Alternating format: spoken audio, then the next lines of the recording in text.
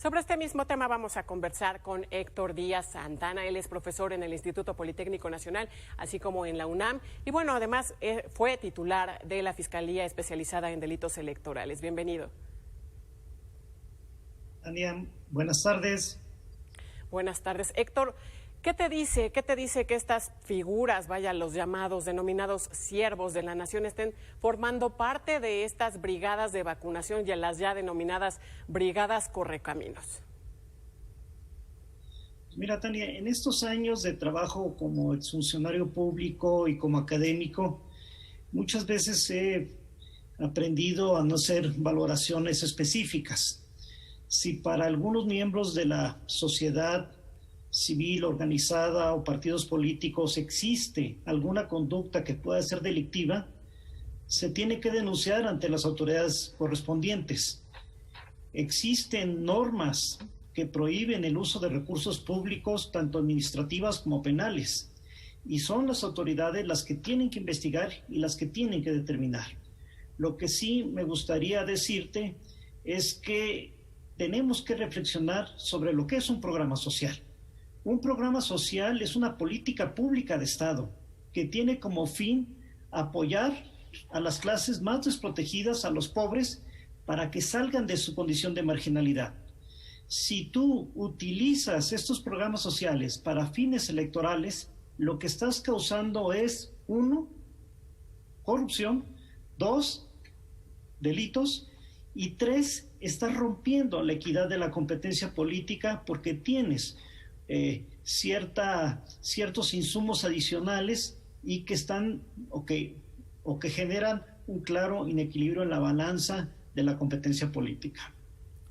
Efectivamente, Héctor, ahora que llevas este tema a ese panorama, a ese terreno, yo quisiera hacer referencia a un acuerdo en el marco del proceso electoral en el que ya nos encontramos y que fue emitido por el INE en diciembre pasado, que justamente indica que a partir del 4 de abril, periodo de campañas electorales, se prohíbe cualquier difusión de logros del gobierno y establece que la inclusión de elementos visuales, auditivos, imágenes, nombres, lemas, frases, expresiones, mensajes o símbolos que conlleven a la promoción de un gobierno en el marco de la ejecución de entrega de los bienes, se considera contrario al principio de imparcialidad, justo lo que mencionabas. ¿Estaría el gobierno violando este acuerdo con la participación de estas figuras en esta campaña de vacunación?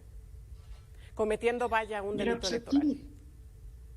Aquí, como te comenté, no voy a hacer como juicios de valor determinantes. A veces existe una delgada línea entre lo que pueden hacer acciones de desempeño gubernamental y el otro extremo, alguna falta administrativa o delito electoral. ¿En qué consiste el delito electoral? Es utilizar los recursos públicos en favor de partidos políticos y candidatos. Si estos programas sociales, si los siervos de la nación condicionan las vacunaciones, las entregas de los recursos, por supuesto que están cometiendo un delito electoral. Si no lo condicionan por el voto, puede existir un problema de cultura política. ¿Por qué? Porque las personas que reciben los programas sociales deben de tener la información suficiente para que sepan que ese dinero no es una dádiva y no se los da un partido político y no va a depender de su permanencia por si votan o no votan por un partido político determinado. Es decir, no se ha probado qué tan efectivos son el uso clientelar de programas sociales. Esto tiene un problema de antaño. En el año 2006, el mismo programa de las Naciones Unidas para el Desarrollo hizo una encuesta muy interesante sobre el uso clientelar de programas sociales. Y lo que en aquella época salió es que la mayoría, un 92% de los beneficiarios, sabían que era una política pública de Estado y que no debería de usarse para fines electorales. ¿Qué es lo que pasa? Que en la práctica no están ajenos de este problema.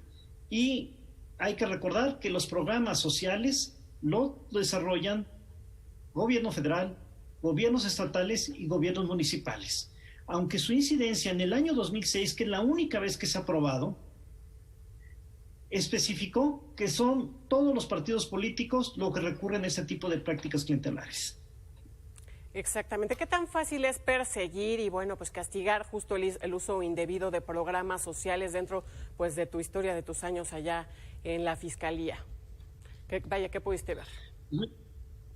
Mira, la Fiscalía Electoral hasta el año 2018 tenía aproximadamente 400 denuncias por el uso de recursos públicos, específicamente programas sociales.